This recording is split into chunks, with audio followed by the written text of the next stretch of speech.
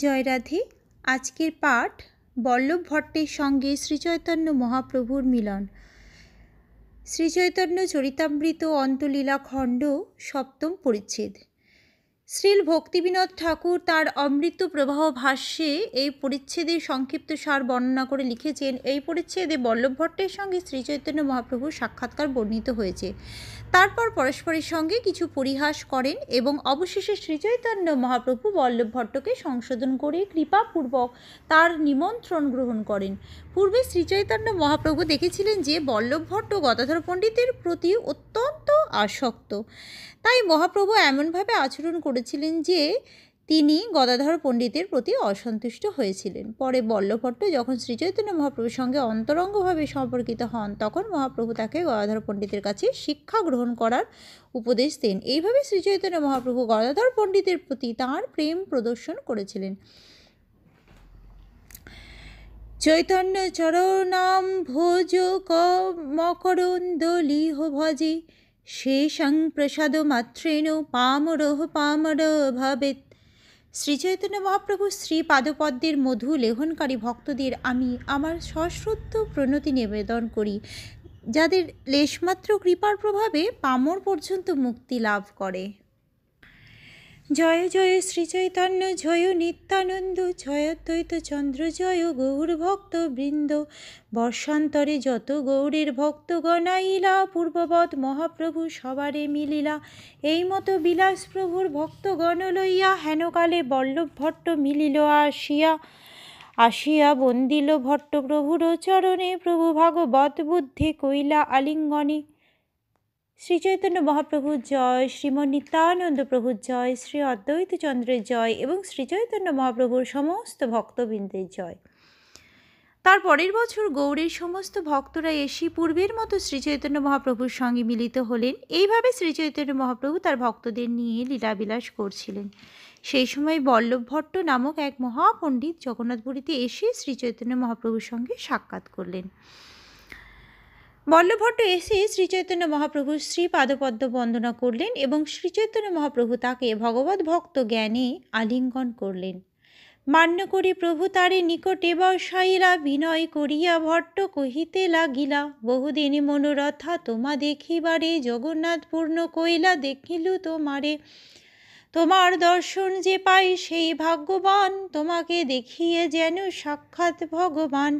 তোমারে যে স্মরণ করে সে হয় পবিত্র, দর্শনে পবিত্র হবে ইথে কি বিচিত্র। গভীর সম্মান সহকারে শ্রীচৈতন্য মহাপ্রভু বল্লভ ভট্টকে তার কাছে বসালেন এবং বিনয় সহকারে বল্লভ ভট্ট তখন তাকে বলতে লাগলেন, বহুদিন ধরে আপনাকে দর্শন করার আমার বাসনা ছিল। শ্রী জগন্নাথ দেব আমার সে বাসনা পূর্ণ করলেন। আমি আপনার দর্শন লাভ করলাম। যে ব্যক্তি আপনার দর্শন লাভ করেন তিনি অত্যন্ত ভাগ্যবান, কেননা আপনি সাক্ষাৎ ভগবান। আপনাকে যিনি স্মরণ করেন তিনি পবিত্র হন। সুতরাং আপনার দর্শনের প্রভাবে যে মানুষ পবিত্র হবে তাতে আশ্চর্য হওয়ার কি আছে। শেষং সংশরণাৎ পুংসং সদ্য শুদ্ধন্তি বৈ গৃহা, কিং পুনর্দর্শন স্পর্শ পাদ শৌচাসনাদিভি। যাদের স্মরণ করলে সমস্ত গৃহ পবিত্র হয়, তাদের দর্শন, তাদের স্পর্শন, পাদ প্রক্ষালন, আসন দান ইত্যাদির প্রভাবে যে কি লাভ হয় সেই সম্বন্ধে কি বলার আছে। কলিকালের ধর্ম কৃষ্ণ নাম সংকীর্তন, কৃষ্ণ শক্তি বিনা নহে তার প্রবর্তন। তাহা প্রবর্তাইলা তুমি এই তো প্রমাণ, কৃষ্ণ শক্তি ধরো তুমি ইথে নাহি আনো। কলিকালে ধর্ম কৃষ্ণ নাম সংকীর্তন, কৃষ্ণ শক্তি বিনা তা প্রবর্তন করা সম্ভব নয়। আপনি তা প্রবর্তন করেছেন, তার ফলে প্রমাণিত হয় যে আপনি কৃষ্ণ শক্তি ধারণ করেন, সেই সম্বন্ধে কোনো সন্দেহই নেই। এই সম্পর্কে শ্রী মাধবাচার্য নারায়ণ সংহিতার একটি শ্লোকের প্রতি আমাদের দৃষ্টি আকর্ষণ করিয়েছেন। দাপরিজনর বিষ্ণু পঞ্চরাত্রৈস্ত কেবলাই, কলৌ তু নাম মাত্রেণ পূজ্যতে ভগবান হরি। দাপর যুগে মানুষ কেবল পাঞ্চরাত্রিকে বিধি অনুসারে ঐশ্বর্য সহকারে পূজা করার মাধ্যমে শ্রীকৃষ্ণ বা বিষ্ণুর প্রীতি সম্পাদন করতে পারতেন, কিন্তু কলিযুগে কেবল তার নাম গ্রহণ করার মাধ্যমে ভগবান শ্রীহরির সন্তুষ্টি বিধান করা যায়। শ্রীর ভক্তির সিদ্ধান্ত সরস্বতী ঠাকুর বিশ্লেষণ করেছেন যে শ্রীকৃষ্ণের অহেতুকী কৃপা ব্যতীত কেউ সারা জগতের জগৎগুরু হতে পারেন না। মনোধর্ম প্রসূত জল্পনা কল্পনার দ্বারা আচার্য হওয়া যায় না। প্রকৃত আচার্য যারা পৃথিবী জুড়ে ভগবানের দিব্য নাম প্রচার করে সকলকে কৃষ্ণ ভক্তি দান করেন। এইভাবে বদ্ধ জীবেরা ভগবানের নাম কীর্তন করার মাধ্যমে পবিত্র হয়ে জড়জগতের মহাদাবানল থেকে উদ্ধার লাভ করেন। এইভাবে পূর্ণচন্দ্রের মতো তার স্নিগ্ধ কল্যাণময় কিরণ বিতরণ করেন। প্রকৃত আচার্য সারা পৃথিবীর গুরু, শ্রীকৃষ্ণের করুণার মূর্ত প্রকাশ। প্রকৃতপক্ষে তিনি স্বয়ং শ্রীকৃষ্ণকে আলিঙ্গন করে রয়েছেন।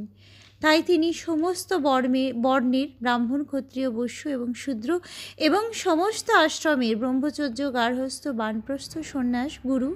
যেহেতু তিনি হচ্ছেন ভাগবতোত্তম, তাই তাকে বলা হয় পরমহংস ঠাকুর। ঠাকুর পরমহংসের সম্মানযুক্ত উপাধি। তাই তিনি শ্রীকৃষ্ণের নাম এবং মহিমা প্রচার করে শ্রীকৃষ্ণকে দান করছেন। সে আচার্যকেও পরমহংস ঠাকুর বলা উচিত। জগতে করিলা তুমি কৃষ্ণ নাম প্রকাশে, যেই তোমা দেখে সেই কৃষ্ণ প্রেমে ভাসে। আপনি সারা জগৎ জুড়ে শ্রীকৃষ্ণের দিব্য নাম প্রকাশ করেছেন। যিনি আপনাকে দর্শন করেন তিনি কৃষ্ণ প্রেমে মগ্ন হন। প্রেম পরকাশ নহে কৃষ্ণ শক্তি বিনে, কৃষ্ণ এক প্রেমদাতা শাস্ত্র প্রমাণে। বিশেষভাবে কৃষ্ণ শক্তি দ্বারা আবিষ্ট না হলে কৃষ্ণ প্রেম প্রকাশ করা যায় না, কেননা শাস্ত্রের প্রমাণ অনুসারে শ্রীকৃষ্ণই একমাত্র প্রেম প্রদাতা। সম্ভব তারা বহব পুষ্করণাভস্য সর্বত ভদ্রা, কৃষ্ণা দন্য কে তা লতস্পি প্রেমদো ভবতী। ভগবানের বহু সর্বমঙ্গলময় অবতার থাকতে পারে, কিন্তু ভগবান শ্রীকৃষ্ণ ব্যতীত অন্য আর কেহ শরণাগত ব্যক্তিদের কৃষ্ণপ্রেম প্রদান করতে পারেন? মহাপ্রভু কহে, শুনো ভট্ট মহামতি, মায়াদেববাদী সন্ন্যাসী আমি না জানি কৃষ্ণ ভক্তি। অদ্বৈত আচার্য গোসাই সাক্ষাৎ ঈশ্বর, তার সঙ্গে আমার মন হইল নির্মল। সর্বশাস্ত্রে কৃষ্ণ ভক্তি নাহি যার সম, অতএব অদ্বৈত আচার্য তাঁর নাম। যাহারে কৃপাতে ম্লেচ্ছের হয় কৃষ্ণ ভক্তি, কে কহিতে পারে তার কৃষ্ণ বৈষ্ণবতা শক্তি। শ্রীচৈতন্য মহাপ্রভু তখন বললেন, হে মহামতি বল্লভট্ট, আমি মায়াবাদী সন্ন্যাসী, তাই কৃষ্ণভক্তি যে কি তা আমি জানি না। কিন্তু অদ্বৈত আচার্য হচ্ছেন সাক্ষাৎ ঈশ্বর, তার সঙ্গ প্রভাবে আমার মন নির্মল হয়েছে। সকল শাস্ত্র জ্ঞান এবং কৃষ্ণ ভক্তিতে তাঁর সমতুল্য কেহ নেই, তাই তার নাম শ্রী অদ্বৈত আচার্য। যার কৃপার প্রভাবে ম্লেচ্ছ পর্যন্ত কৃষ্ণভক্তি লাভ করেন, তার বৈষ্ণবতা শক্তি কে বর্ণনা করতে পারে?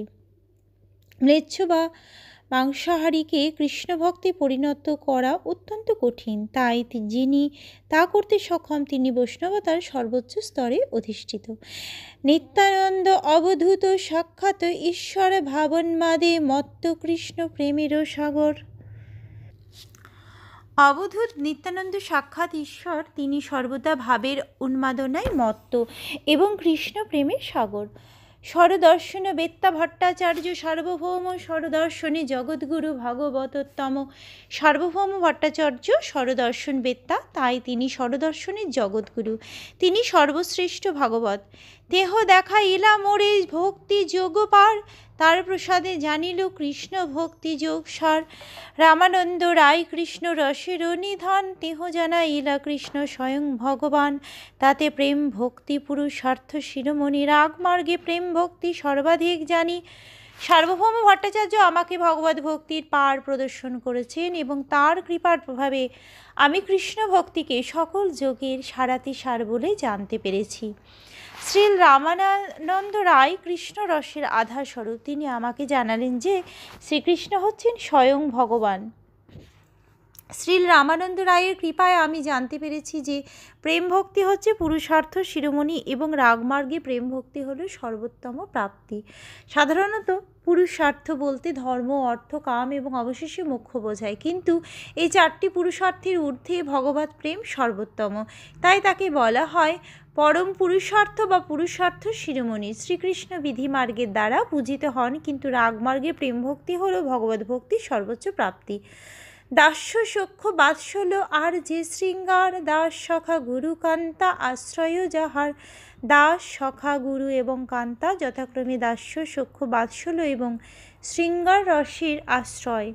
ঐশ্বর্য জ্ঞান যুক্ত কেবল ভাব, আর ঐশ্বর্য জ্ঞানে না পায় ব্রজেন্দ্র কুমার। ভাব দুই প্রকার, ঐশ্বর্য জ্ঞান যুক্ত কেবল এবং ঐশ্বর্য জ্ঞানে ব্রজেন্দ্রনন্দন শ্রীকৃষ্ণের শ্রীপাদপদ্মে আশ্রয় লাভ করা যায় না।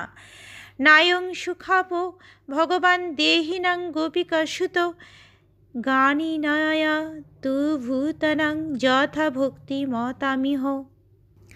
পরমেশ্বর ভগবান যশোদাপুত্র শ্রীকৃষ্ণ রাগানুগা ভক্তি পরায়ণ ভক্তদের কাছেই সুলভ। মনোধর্মী জ্ঞানী ব্রত ও তপস্যা পরায়ণ আত্মারামের কাছে তেমন সুলভ নন। আত্মভূত শব্দে কহে পারিষদগণ, ঐশ্বর্য জ্ঞানে লক্ষ্মী না পাইলা ব্রজেন্দ্রনন্দন। এখানে আত্মভূত শব্দে পারিষদদের বোঝানো হয়েছে। ঐশ্বর্য জ্ঞানে লক্ষ্মীদেবী ও ব্রজেন্দ্রনন্দন শ্রীকৃষ্ণকে পাননি। লক্ষ্মীদেবী শ্রীকৃষ্ণের ঐশ্বর্য পূর্ণরূপে অবগত, কিন্তু সেই ঐশ্বর্য জ্ঞান সত্ত্বেও তিনি শ্রীকৃষ্ণের সঙ্গ লাভ করতে পারেননি। কিন্তু বৃন্দাবনের ভক্তেরা শ্রীকৃষ্ণের সঙ্গ সুখ উপভোগ করেন। নায়ং শ্রিয় হঙ্গ উ নিতান্ত রাতে প্রসাদ সর্য শীতাং নলিন অগন্ধ রুচাং কত হন্না রাসোৎসবে হস্য ভুজদণ্ড গৃহীত কণ্ঠ লব্ধা শীর্ষাং চ উদগাদ ব্রজ সুন্দরী নাম। শ্রীকৃষ্ণ যখন বৃন্দাবনে রাসোৎসবে ব্রজ গোপিকাদের সঙ্গে নৃত্য করছিলেন, তখন ব্রজ গোপিকারা তার বাহুযুগলের দ্বারা আলিঙ্গিতা হয়েছিলেন। শ্রীকৃষ্ণের এই প্রকার অনুগ্রহ তাঁর বক্ষ বিলাসিনী লক্ষ্মীদেবী প্রভৃতি চিৎ জগতের নিতান্ত অনুগত শক্তিদেরও লাভ হয়নি। পদ্মগন্ধা স্বর্গীয় রমণীদেরও যখন তা লাভ হয়নি, তখন এই জড়জগতের স্ত্রীলোকদের কথা আর কি বলবো। শুদ্ধভাবে সখা করে স্কন্ধে আরোহণ, শুদ্ধভাবে ব্রজেশ্বরী করেন বন্ধন। শুদ্ধ ভাবযুক্ত অন্তরে সখা শ্রীকৃষ্ণের স্কন্ধে আরোহণ করেন এবং মা যশোদা শ্রীকৃষ্ণকে দড়ি দিয়ে বাঁধেন। শুদ্ধ ভাব বা শুদ্ধ চেতনা ভগবানের ঐশ্বর্য উপলব্ধির উপর নির্ভরশীল নয়। সেই ঐশ্বর্য না থাকলেও শুদ্ধ ভাবের ভক্ত শ্রীকৃষ্ণকে তার সখা বা পুত্র বলে মনে করে তার প্রতি প্রীতিপরায়ণ হন। আজকের পাঠ এই অবধি। ভজ শ্রীকৃষ্ণ চৈতন্য প্রভু নিত্যানন্দ, শ্রী অদ্বৈত গদাধরে শ্রীবাসাদি গৌরে ভক্তবৃন্দ। হরে কৃষ্ণ কৃষ্ণ কৃষ্ণ হরে হরে, হরে রাম রাম রাম হরে হরে। জয় রাধে জয় রাধে জয় রাধে জয় রাধে। জয় রাধে।